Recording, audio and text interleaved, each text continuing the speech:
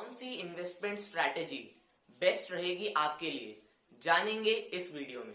नमस्कार, मैं अग्रिम सक्सेना स्वागत करता हूं आपका अग्रिम रिसर्च में। और आज की इस वीडियो में हम जानेंगे आपकी करंट सिचुएशन को एनालाइज करते हुए, आपके पर्सनल फाइनेंस मैनेजमेंट को एनालाइज करते हुए कि आपको अपनी इन्वेस्टमेंट स्ट्रैटेजी क्या बनानी चाहिए, उसको कैसे एग्जीक्यूट करना चाहिए।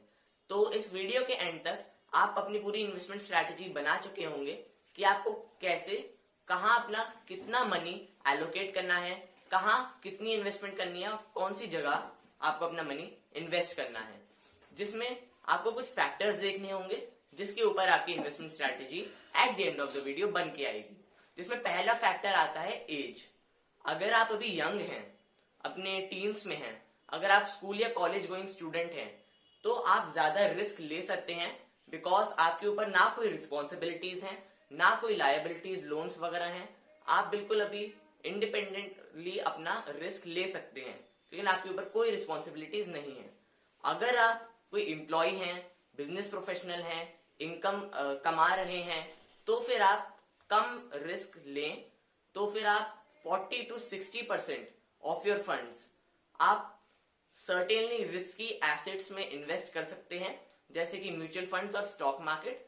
और बाकी बचा हुआ 60 to 40% जो है उसको आप लो टू मॉडरेटली रिस्की एसेट्स में इन्वेस्ट कर सकते हैं। और फिर अगर आप रिटायर्ड पर्सन हैं तो फिर पेंशन ही आपकी ओनली सोर्स ऑफ इनकम है। और ऐसी सिचुएशन में आपको, अगर आप रिटायर हो चुके हैं, तो आपको रिस्की एसेट्स में डेफिनेटली नहीं इन्वेस्ट करना चाहिए। और इस केस में आपको सिर्फ और सिर्फ लो रिस्क एसेट्स में इन्वेस्ट करना चाहिए, जैसे कि एफडी हो गया, गोल्ड हो गया, डेट फंड में भी कर सकते हैं। बाकी आपके ऊपर है। मेरी राय यही रहेगी कि आपकी अगर एज कम है तो आप ज्यादा रिस्क ले सकते हैं, अगर आप वर्किंग प्रोफेशनल हैं तो थोड़ा कम रिस्क ले सकते हैं, और अगर आप रिटायर्ड पर्सन हैं तो फिर आप बहुत कम रिस्क ले सकते हैं। रिस्क ना लें तो बेहतर रहेगा। फिर दूसरा फैक्टर आ जाता है रिस्पॉन्सिबिलिटीज। मतलब आपके ऊपर रिस्पॉन्सिबिलिटीज कितनी है, उससे पता चलेगा कि आप कितना रिस्क ले सकते हैं और अपना कितना पैसा कहां एलोकेट कर सकते हैं, कहां इन्वेस्ट कर सकते हैं, कितने रिस्की एसेट्स में आप अपना पैसा लगा सकते हैं। अगर आपके ऊपर रिस्पॉन्सिबिलिटीज ज्यादा है, मतलब अगर आपके ऊपर डिपेंडेंट्स ज्यादा है, फॉर सपोज बहुत सारी सिचुएशन में अगर आपकी फैमिली ही आपकी डिपेंडेंट है, जिसमें सब आप ही इनकम पे निर्भर हैं, तो फिर आप कंपैरेटिवली कम रिस्क ले सकते हैं। और उन केसेस में आपको only a small chunk of your fund should invest in stock market और म्यूचुअल फंड्स, और ऐसे रिस्की एसेट्स में आपको सिर्फ small chunk of your funds को इन्वेस्ट करना है, और बाकी को आप लो टू मॉडरेटली रिस्की एसेट्स में इन्वेस्ट कर सकते हैं। लेकिन अगर आप स्कूल या कॉलेज स्टूडेंट हैं, आपके ऊपर कोई रिस्पॉन्सिबिलिटीज नहीं है, कोई डिपेंडेंस नहीं है, तो फिर आप रिस्की एसेट्स में भी इन्वेस्ट कर सकते हैं। और फिर थर्ड फैक्टर आता है रिस्क एपेटाइट। अभी तक जो हमने फैक्टर देखे वो थे एज और रिस्पॉन्सिबिलिटी, जिसमें हमने देखा कि आप अपनी करंट सिचुएशन के हिसाब से कितना रिस्क ले सकते हैं और कहां इन्वेस्ट कर सकते हैं। लेकिन अब आता है आपका खुद का रिस्क एपेटाइट, कि आप खुद कितना रिस्क लेने को तैयार हैं। तो अगर आप पहला कंजर्वेटिव इन्वेस्टर हैं, मतलब दो चीजें होती हैं, एक अपने पैसे को प्रोटेक्ट करना और एक अपने मनी को ग्रो करना। अगर आपको सिर्फ अपना मनी प्रोटेक्ट करना है तो आप एक कंजर्वेटिव इन्वेस्टर हैं, आप ज्यादा रिस्क नहीं लेना चाहते। उन केसेस में आप एफडी, डेट फंड, गोल्ड ऐसे एसेट्स में इन्वेस्ट कर सकते हैं। अगर आप मॉडरेट इन्वेस्टर हैं, जो कि अपना पैसा प्रोटेक्ट भी करना चाहते हैं, ग्रो भी करना चाहते हैं, विच इज वेरी गुड, तो फिर आप प्रोटेक्ट करने के लिए a small chunk of your funds should be invested in FD, debt fund और गोल्ड, और बाकी चंक आपके फंड्स का जाना चाहिए म्यूचुअल फंड्स और स्टॉक मार्केट में, क्योंकि आपको अपना पैसा ग्रो भी करना है। और अगर थर्ड आप एक एग्रेसिव इन्वेस्टर हैं, जो कि सिर्फ अपना मनी ग्रो करना चाहते हैं, तो फिर आपको म्यूचुअल फंड्स और स्टॉक मार्केट में ही मेनली इन्वेस्ट करना चाहिए। और फिर फोर्थ आता है short term versus long term. आपको ये आइडेंटिफाई करना पड़ेगा कि आप शॉर्ट टर्म गेन्स चाहते हैं, लॉन्ग टर्म गेन्स चाहते हैं। अगर आप first situation short term gains चाहते हैं, शॉर्ट टर्म में पैसा कमाना चाहते हैं, तो फिर आपको रिस्क भी ज्यादा लेना पड़ेगा। And in that case you can do trading in stock market, जिसे कहते हैं फ्यूचर्स एंड ऑप्शंस पे ट्रेडिंग करना, फ्यूचर ट्रेडिंग, ऑप्शन ट्रेडिंग। लेकिन we do not endorse futures and options trading without prior knowledge of trading, because it carries high risk, और super high risk होता है। मतलब इसमें सुपर हाई गेन्स भी मिल सकते हैं, बहुत जल्दी गेन्स मिल सकते हैं, लेकिन सुपर हाई रिस्क भी हो सकता है। इसमें आपका ट्रेडिंग फंड जीरो तक भी आ सकता है। तो हम बिना प्रायर नॉलेज के, अच्छी नॉलेज के ऑप्शन ट्रेडिंग, फ्यूचर ट्रेडिंग को इंडोर्स नहीं करते।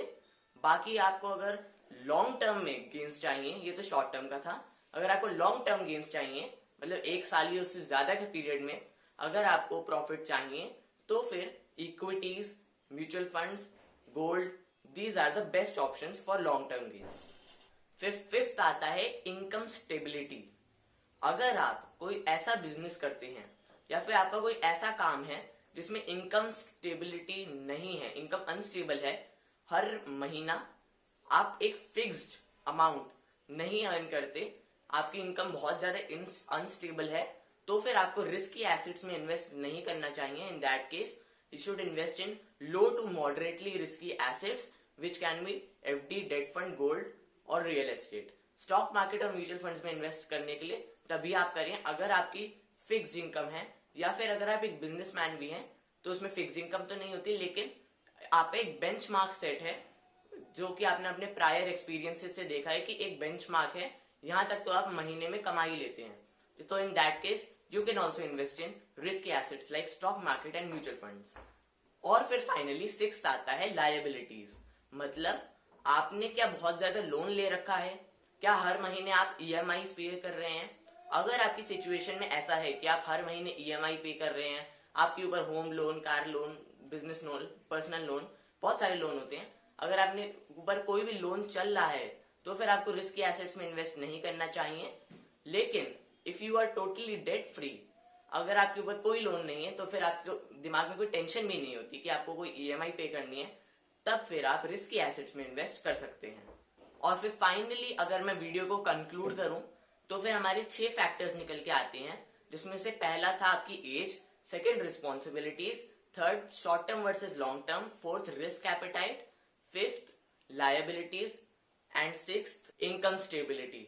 तो इन 6 फैक्टर्स को देखते हुए आप अपनी इन्वेस्टमेंट स्ट्रैटेजी बना सकते हैं, और बहुत केयरफुली अपनी इन्वेस्टमेंट स्ट्रैटेजी बनाइए और वाइजली अपने मनी को एलोकेट कीजिए डिफरेंट इन्वेस्टमेंट ऑप्शंस में, अपनी करंट सिचुएशन और पर्सनल फाइनेंस मैनेजमेंट को देखते हुए। आई होप आप लोगों को ये वीडियो हेल्पफुल लगी होगी और आपकी इन्वेस्टमेंट स्ट्रैटेजी आप बना चुके होंगे और एग्जीक्यूट करने जा रहे होंगे। अगर आपको वीडियो पसंद आई तो वीडियो को लाइक कीजिए, इस वीडियो को दूसरों तक भी शेयर कीजिए, क्योंकि ऐसी वीडियोस बहुत ही ज्यादा इंपॉर्टेंट है। आजकल के जमाने में इन्वेस्टमेंट भी बहुत ज्यादा इंपॉर्टेंट है। सब्सक्राइब कीजिए चैनल को अगर आपको फ्यूचर में ऐसी वीडियोस देखनी है। फिर मिलेंगे किसी नई वीडियो में, तब तक के लिए जय हिंद, जय भारत।